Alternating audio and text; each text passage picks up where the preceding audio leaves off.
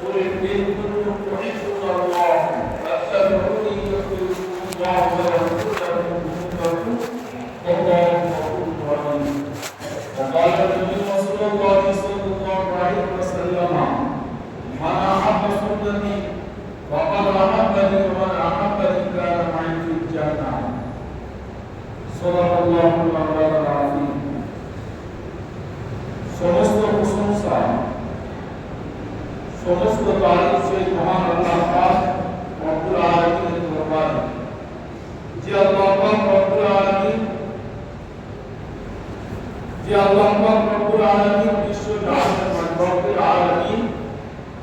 বিশ্ব জাহানের মালিক, যে আল্লাহ পাক রব্বুল আলামিন মানব জাতিকে সৃষ্টিকর্তা, যে আল্লাহ পাক রব্বুল আলামিন এই দুনিয়াকে সৃষ্টি করেছে আবার দুনিয়াকে শেষ করবে, যে আল্লাহ পাক রব্বুল আলামিন দুনিয়াকে বলেছে কুন, তো দুনিয়া তৈরি হয়ে গেছে, আবার একদিন বলবে যে ফায়াকুন, অর্থাৎ দুনিয়া শেষ হয়ে যাবে। যে আল্লাহ পাক রব্বুল আলামিনের ইচ্ছা রূপে চাঁদ সূর্য নক্ষত্র সমস্ত কিছু সমস্ত কাজ করে যাচ্ছে, সে আল্লাহ পাক রব্বুল আলামিনের দরবারে আমরা একটু অন্তর থেকে শুকরিয়া আদায় করি আলহামদুলিল্লাহ। যখন আল্লাহ পাক রব্বুল আলামিনের কাছে বান্দা নাম বা প্রশংসা করে, আল্লাহর তারিফ করে, আল্লাহ পাক রব্বুল আলামিন তার নিয়ামতকে বাড়িয়ে দেন। যখন নাশুকরি করে আল্লাহ পাক রব্বুল আলামিন করেন কি, তার থেকে নিয়ামত নিয়ে নেন। সেজন্য সর্বসময় বিপদে কষ্টে দুঃখে ভালোতে মন্দতে সর্ব পরিস্থিতিতে আল্লাহ পাক রব্বুল আলামিনের কাছে সবল ইখতিয়ার, তার সঙ্গে কি আল্লাহ পাক রব্বুল আলামিনের কাছে শুকরিয়া জ্ঞাপন করতে হবে। এটা মুমিনের উত্তম আদর্শ। মুমিনের উত্তম আদর্শ যে মুমিন ব্যক্তি যখনই দুঃখ বা কষ্ট আসবে, বিপদ আসবে, সুখ আসবে, সমস্ত অবস্থাতে আল্লাহ পাক রব্বুল আলামিনের কাছে ধৈর্য ধারণ করবে। ইয়া আইয়ুহাল্লাযীনা আমানু ইসতাঈনু বিস-সাবরি ওয়াস-সালাহ। আল্লাহ বলেন, হে ঈমানদারেরা, তোমরা নামাজ পড়ো, তাঈনু বিস-সাবরি ওয়াস-সালাহ, তোমরা নিজেকে ধৈর্য ধারণ করো এবং নামাজ কায়েম করো। ধৈর্য ধারণ করার ক্ষমতা আল্লাহ পাক রব্বুল আলামিন মুমিনকে দিয়েছেন। যে মুমিন ব্যক্তি সর্ব অবস্থাতে সর্বসময় আল্লাহ পাক রব্বুল আলামিনের কাছে ধৈর্য ধারণ করে, ওয়াল কদরি খাইরিহি ওয়া শাররিহি মিনাল্লাহি তাআলা। আর মুমিন ব্যক্তি সর্ব অবস্থাতে ভাগ্যের ভালো মন্দ সর্ব অবস্থাতে আল্লাহ পাক রব্বুল আলামিনের কাছে ফয়সালা দিচ্ছেন। ভাগ্যের মধ্যে ভালো আসতে পারে, মন্দ আসতে পারে। ওয়াল কদরি খাইরিহি ওয়া শাররিহি মিনাল্লাহি তাআলা ওয়াল বা'থ বা'দাল মাউত। তাকদীরের মধ্যে ভালো মন্দ সমস্ত বিষয় আল্লাহ পাক রব্বুল আলামিনের কাছে। ওয়া শাররিহি মিনাল্লাহি তাআলা ওয়াল বা'থ বা'দাল মাউত। এবং মুমিনকে যে মৃত্যুর পরে মৃত্যু হবে মুমিন ব্যক্তি, এবং মুমিন ব্যক্তি মৃত্যু হবে কোন জায়গায় হবে, কোন সময় হবে, কোন টাইমে হবে, কোন দিন হবে, সেটা আল্লাহ পাক রব্বুল আলামিন শুধু জানেন। সেজন্য মুমিন ব্যক্তি সর্ব অবস্থাতে সবর ইখতিয়ার করবে, আল্লাহ পাক রব্বুল আলামিনের কাছে ধৈর্য ধারণ করবে। এটা মুমিনের উত্তম আদর্শ। মুমিন ব্যক্তি ভেঙে যাওয়ার নাম নয়। আমার দুঃখ এসেছে, আমার বিপদ এসেছে, আসতে পারে, আমাদের দোয়া করতে হবে, আল্লাহর কাছে ইবাদত করতে হবে, আল্লাহর কাছে চাইতে হবে। আল্লাহর কাছে যখন বান্দা চাইবে, আল্লাহ তার সমস্ত বিপদ দূর করবে। আর যখন নাশুকরি করবে, আল্লাহ তার উপর আযাব পাঠিয়ে দিবে, তাকে আযাবের মধ্যে গ্রেফতার করবে।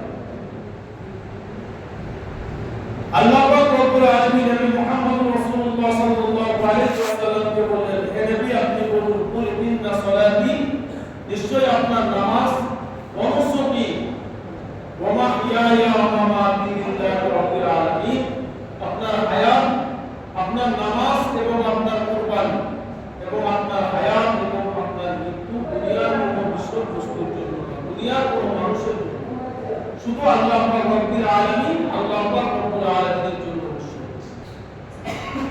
মানুষ যদি মুক্ত হয় তো আল্লাহর জন্য করবে, আর যদি নষ্ট হয় দুনিয়ায় আল্লাহর জন্যই করবে।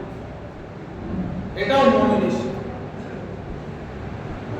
মুমিনের মুমিনের বৈশিষ্ট্য এটাও যে মুমিন ব্যক্তি সর্ব অবস্থাতে আল্লাহ পাক রব্বুল আলামিনের জন্যই করবে। যদি জিহাদ করতে হয় আজকে দুনিয়ার মধ্যে ইসলামকে টিকানোর জন্য, ইসলামকে পরিপূর্ণ করার জন্য যদি আমাকে আল্লাহর রাস্তায় শহীদ হয়ে আমি হতে পারি, আমি নিজে যে শহীদ হয়ে যাব, কিন্তু আল্লাহর জন্য আমি পিছিয়ে যাব। এটা মুমিনের আল্লাহ পাক রব্বুল আলামিন নবী মুহাম্মদ রাসূলুল্লাহকে এই আয়াতে জিবরিল আমিন দ্বারা প্যারা নবী সাল্লাল্লাহু আলাইহি ওয়াসাল্লামের কাছে পৌঁছালেন। হে নবী, আপনি বলুন, ইন কুনতুম তুহিব্বুনাল্লাহ, যারা তোমরা আল্লাহকে ভালোবাসতে চাও, আল্লাহর সঙ্গে দিদার করতে চাও, আল্লাহর সঙ্গে ভালোবাসা স্থাপন করতে চাও, ফাত্তাবিউনি ইউহিব্বুকুমুল্লাহ, তারা যেন আমার নবীকে ভালোবাসে।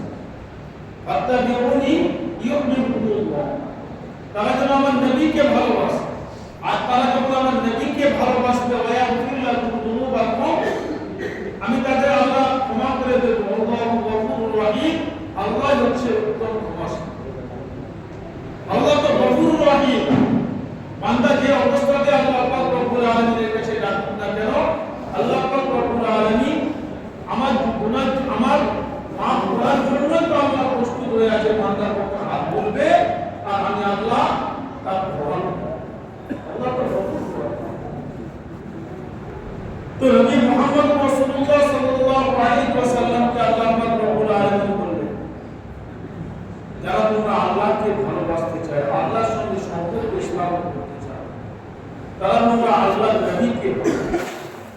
তো নবীকে ভালোবাসতে গেলে আমার নবী হযরত আনাস ইবনে মালিক রাদিয়াল্লাহু আনহু বলছেন, আমি যখন শিশু ছিলাম, আমার নবীর খিদমতে 8 বছর বয়সে তিনার আম্মা জান আমার নবীর খিদমতে হাজির করতেন, যে আনাস নবীর খিদমতে থাকে। তো আনাস বলছেন, আমি প্যারা নবী সাল্লাল্লাহু আলাইহি ওয়াসাল্লামের খিদমতে ছিলাম ছোট থেকে। প্যারা নবী সাল্লাল্লাহু আলাইহি ওয়াসাল্লাম যখন আমাকে কোনো কাজ দিতেন, আমি শিশু, আমি বাচ্চা, কিন্তু আমি কাজ না করে খেলতে থাকতাম। কাজ না করে যখন আমি খেলতে থাকতাম, প্যারা নবী সাল্লাল্লাহু আলাইহি ওয়াসাল্লাম আমাকে বুঝতে যখন সেই জায়গায় পৌঁছাতেন, তখন আমাকে দেখে একটা মুচকি হেসে দিতেন। আর আমি বুঝতে পেরে যেতাম যে আমাকে নবী কাজটা দিয়েছে। হযরত আনাস বলছেন যে আমি প্যারা নবী সাল্লাল্লাহু আলাইহি ওয়াসাল্লামের খিদমতে আমি ছিলাম, আমি নবী থেকে কোনো কুবাক্যটা শুনলাম না। নবীর আদর্শটা কেমন ছিল? আজ বর্তমান জামানায়, বর্তমান সময়ে মানুষ তাদের চাকর বাকরদের প্রতি কিভাবে ব্যবহার করে, কিভাবে দুর্ব্যবহার করে, কিভাবে তাদের পরিশ্রমের টাকাকে নিজেরা উপভোগ করে, কিন্তু একজন পারিশ্রমিককে, একজন শ্রমিককে তাদেরকে পারিশ্রম দেয় না। হযরত আনাস বলছেন যে আমি নবী সাল্লাল্লাহু আলাইহি ওয়াসাল্লামের খিদমতে ছিলাম, কিন্তু আমি নবীর থেকে কোনোদিনও কুবাক্যটা শুনলাম না, আর নবীর থেকে আমি কোনোদিনও মারটাও দেখলাম না যে দয়ার নবী আমার উপরে রেগেছেন বা রাগ করেছেন। তো আমার নবীর ব্যবহারটা কেমন ছিল? কোমল ব্যবহার, নরম ব্যবহার, হৃদয়ের মানুষ, নরম হৃদয়ের মানুষ। মা আয়েশাকে জিজ্ঞাসা করলো যে প্যারা নবীর আদর্শটা কেমন ছিল? মা আয়েশা বলছেন, প্যারা নবী সাল্লাল্লাহু আলাইহি ওয়াসাল্লাম যখন আমার বাড়ি থেকে মসজিদে নববী যেতেন, তখন আমি লক্ষ্য করে দেখতাম যে আমার নবী যখন আমার হুজরা মুবারক থেকে, প্যারা নবী সাল্লাল্লাহু আলাইহি ওয়াসাল্লাম তিনার হুজরা মুবারক থেকে যখন মসজিদে নববীতে যেতেন, যখন হেঁটে হেঁটে যেতেন, মনে হচ্ছে যেমন জীবন্ত কোরআনটা যেন রাস্তার উপর দিয়ে হেঁটে হেঁটে, জীবন্ত কোরআন যেন যাচ্ছে। কোরআনের আদর্শ তো আমার নবীর আদর্শ।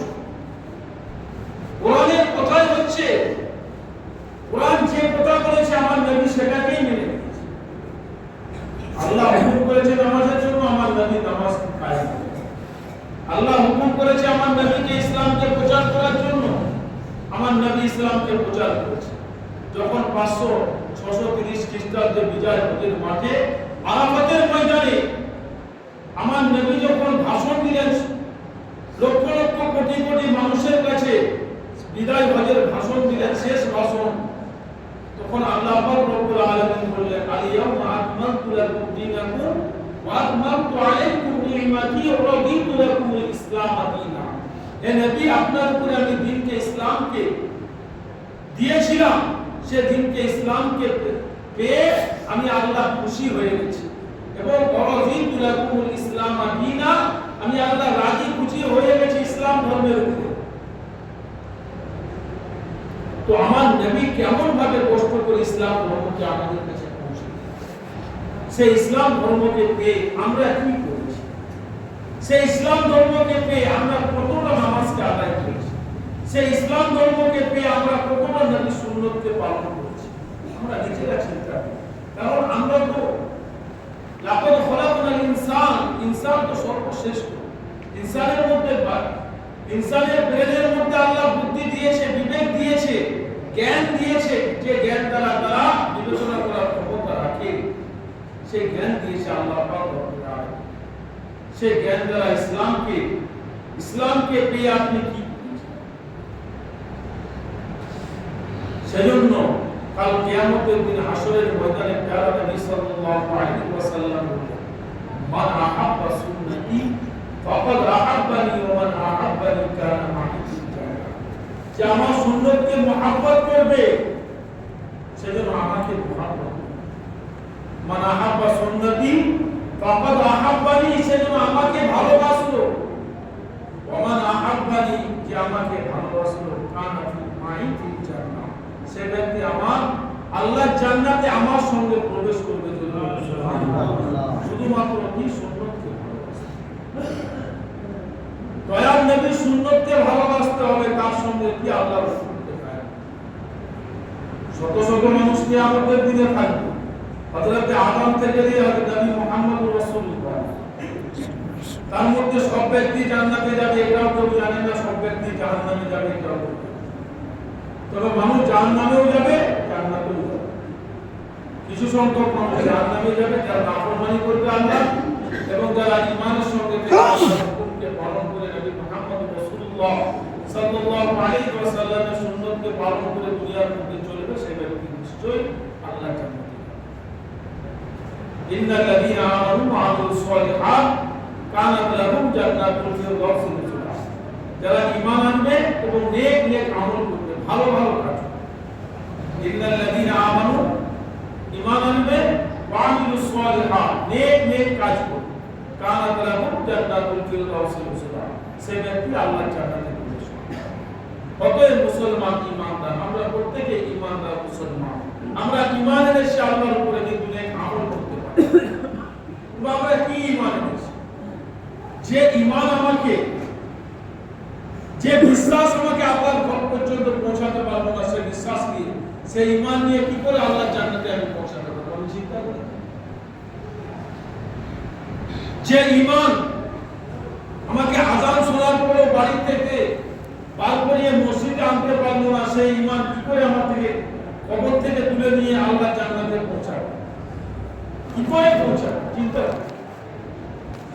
আল্লাহর জন্য দুনিয়ার মধ্যে 5টা মিনিট সময় নিয়ে ভাববেন যে সৃষ্টিকর্তা দুনিয়ার মধ্যে কি করেছে,